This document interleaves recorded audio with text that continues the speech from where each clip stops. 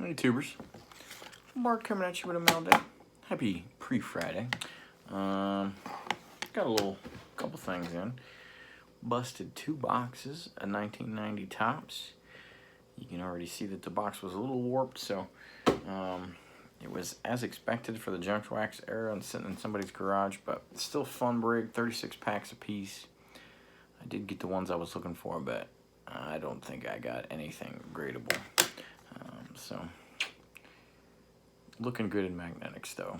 Got the Griff, the Sosa, and got the Frank. And got them all in the second box, so I was like, that first box, I was like, I didn't get a damn thing in there, but these sets are so large, you're not going to get what you're hoping for. And the Griffey is, you can tell it's authentic because it's got a nice wax stain on it and everything too, but you get some of these old ones, they still look fantastic in just a plain old mag, and you know, you can almost turn a 7 into a gem, at least in appearance, so like, pretty cool there. But not much to write home about other than that. A couple pickups, slab pickups. I meant to look up the pop on this one, but I just love seeing this card, and I have one already. I kind of forgot that I had picked up one over time. I've got tons of them raw because I can't even throw this card away when I'm busting packs, but just a beautiful gem. This one's got the new Lighthouse label, so the Vince Lombardi, just a great looking photo. And you know, if I find them the right price, I'll probably just keep picking up the dang things. I think they're that cool. David DeCastro, I think this one was like pop 2 and higher, something super low, so that's why I picked up a 9. But it was also like 15 bucks. And these chrome cards that you find from those years, 9 is about as good as you're going to do for the most part. And this one was kind of a long time coming. I try to do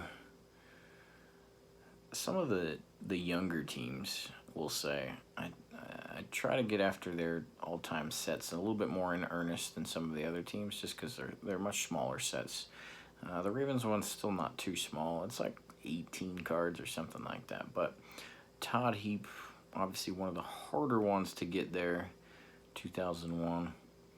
I probably would have been a Ravens fan had they existed for longer, but since they didn't come around until I was about 15, I was already hooked on football with the Niners.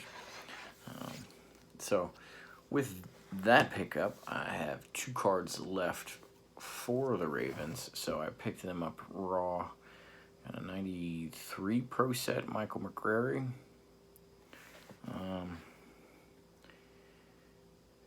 Yeah, that one ain't gonna work.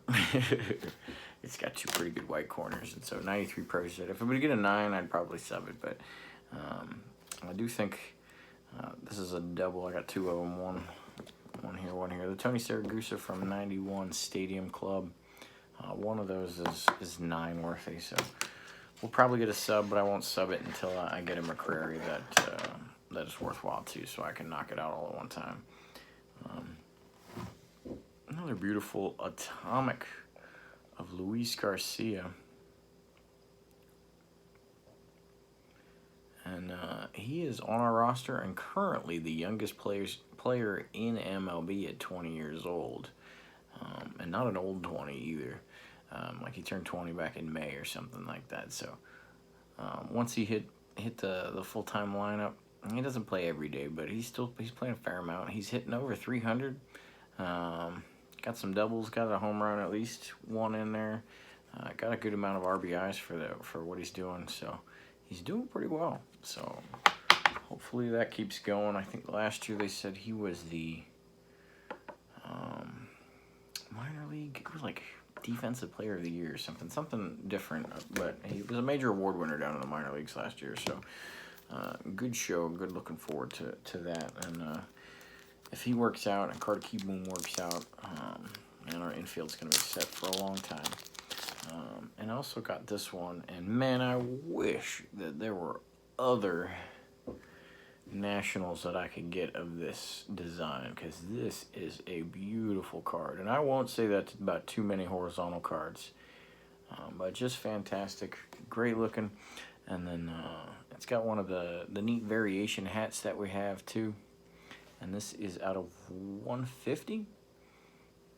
Bowman Scouts Top 100.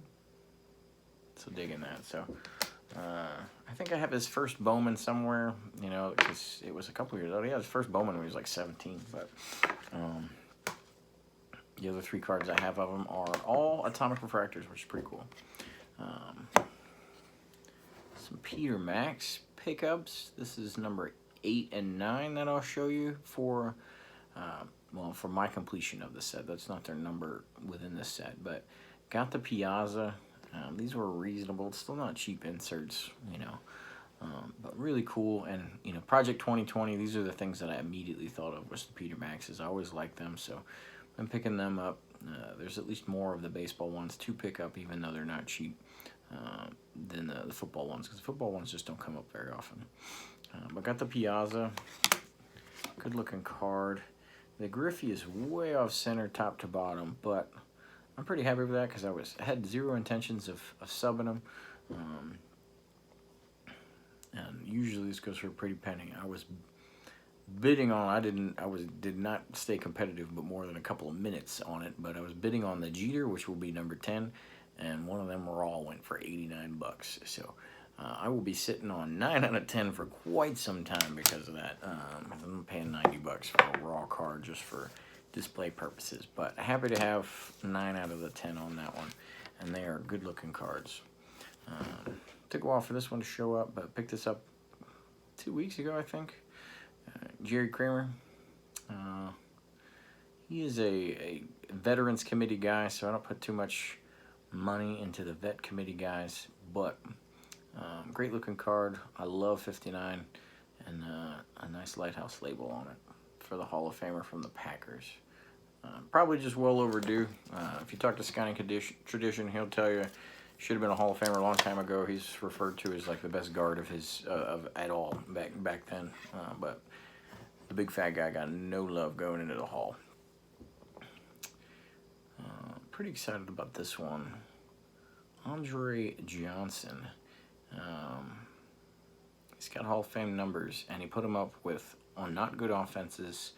You know, not winning offenses anyway. Matt Schaub still hit a couple of 4,000-yard seasons, so, but Schaub was no big-time quarterback by any means. So I think he's going to get into the Hall of Fame at some point.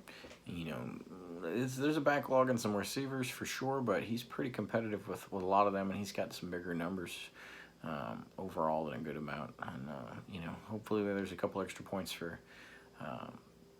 not being a team distraction and all those types of things. Tough card, lower end or lower pop. I think it's like pop 35. So people just haven't seen this one yet, and so I got it for, it was 150, which is, it was appropriately priced. I did not want to pay that, but got lucky at the same time, and I sold an 83 Montana PSA 9, for which I'd been holding on to forever because they'd only been like 16 bucks or something like that. And, but it went for 50, so I just randomly stumbled upon that those were going for good money, and so 50 bucks off of that price, kind of, it just happened at the same time. 100 bucks, I'll take it. So and not that I will ever wanna, you know, capitalize on that, but the football cards are taking off. I'm kind of considering whether I should do a video just on, you know, because I got a lot of baseball constituents out there. Football is catching on with the momentum that we've been seeing in the baseball. A couple of cards had already been catching on, but it's going full bore now. There was, you know, we're talking Julio Jones Chrome rookie card just went for 760 bucks. You know what I mean? Michael Thomas, which is a couple years newer than that. I think he's a 16 or something like that rookie. Maybe a 17. I think it's a 16. Well into the 700s as well. Ezekiel Elliott, his Prism's over 400 bucks, and that's not necessarily low pop. And then 80s big timers have just shot through the roof. Lawrence Taylor PSA 10s are above 3,000 bucks and stuff like that. So crazy stuff. I'm digging it. Definitely not gonna sell that stuff because that's the PC stuff, the rookies, and this is me posturing for the future type of stuff. But pretty excited about that, and always good to see some value. And then one more card. Got a Project 2020 in. This is number 122, Tyson Beck, Ted Williams. Digging that design. I think this is my third Tyson Beck. And what's pretty cool, they're all up there, but I'm kind of just picking up the ones I like, and it's working out for me from the point that I'm getting a good amount of diversity, because I'm getting, you know, the third or so card, you know, of a different artist, but you know, the 3 I picked up from one artist are different players altogether than the 3 I got from a different artist, you know, which is pretty cool. So it's not like, outside of the Jackies, because again, I'm picking up the Jackies as best I can, but, you know, the designs of what I like haven't necessarily pertained to a specific player, so I've got a good range of the players represented in the ones I have picked up, which is good to see, right? You know, I don't want to, you know, have one from every artist, but it's the same damn guy, and then, you know, if you look at it at the end, well, I got 17 Cal Ripkins and only 1 Bob Gibson. You know, I don't necessarily want it to look like that and not have any balance at the end. And it's coming along nicely, so happy to have that. I did miss out one. I don't know if anybody else is having this issue. Tops Now on my app just is not working on my phone at all. I went and changed my password and everything, and it's still telling me a FU. So I missed the Frank Thomas that came out last Friday. Which I'm salty about, because I tried it a couple times on my phone, and then I was like, all right, well, you know, sometime Saturday afternoon I'll fix that on the computer. I never did, and so I missed that one. But when I did on the computer one earlier this week for one pickup, Keith Short did his Teddy Ball game today. That card is ridiculous. I don't know that style at all.